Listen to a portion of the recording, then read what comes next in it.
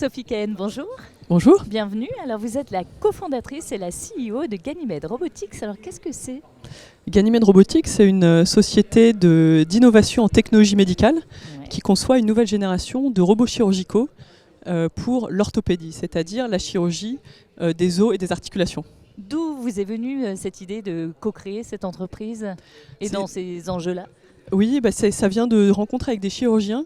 Il faut savoir que l'école de chirurgie française, et en particulier l'école de chirurgie orthopédique, figure parmi les meilleures au monde.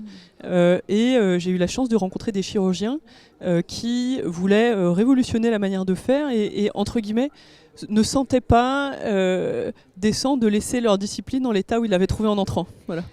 Et alors, pourquoi considérez-vous justement que la technologie robotique est essentielle en matière de chirurgie orthopédique ?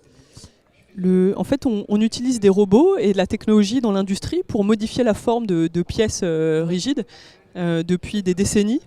Et la chirurgie, finalement, il s'agit de venir modifier un tout petit peu la forme d'un organe, en l'occurrence un os en orthopédie, sur un patient vivant. Mais on voit bien qu'il y a un enjeu de précision, qu'il y a un enjeu de ne pas déborder.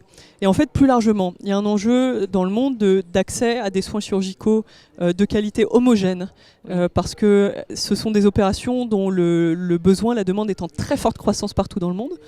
Et la technologie peut permettre à chaque patient de bénéficier du bon geste à chaque fois.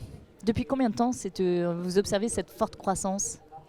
En fait, les facteurs sous-jacents du type de maladie qu'on traite, qui est l'arthrose, c'est-à-dire la dégénérescence du cartilage, a des facteurs sous-jacents qui sont l'âge, le poids, la pratique sportive parfois, et qui sont tous en très forte augmentation partout dans le monde. Et par ailleurs, l'augmentation de la richesse mondiale fait que des gens qui avant se seraient retrouvés immobiles, en incapacité de se mouvoir, aujourd'hui peuvent être opérés et poursuivre une vie mobile active. Donc tous ces facteurs-là contribuent à une explosion de la demande. Quel est l'impact de l'intelligence artificielle dans votre domaine ?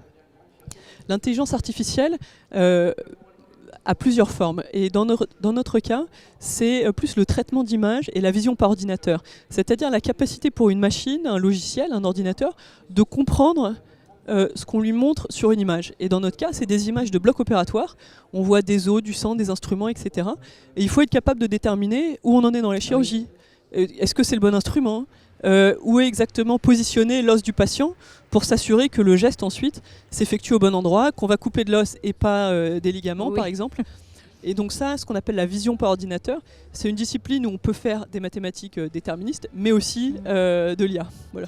Alors vous avez réalisé une levée de fonds en juillet 2022, également une extension de 15 millions d'euros en janvier 2023. Alors comment vous souhaitez investir pour vous développer ?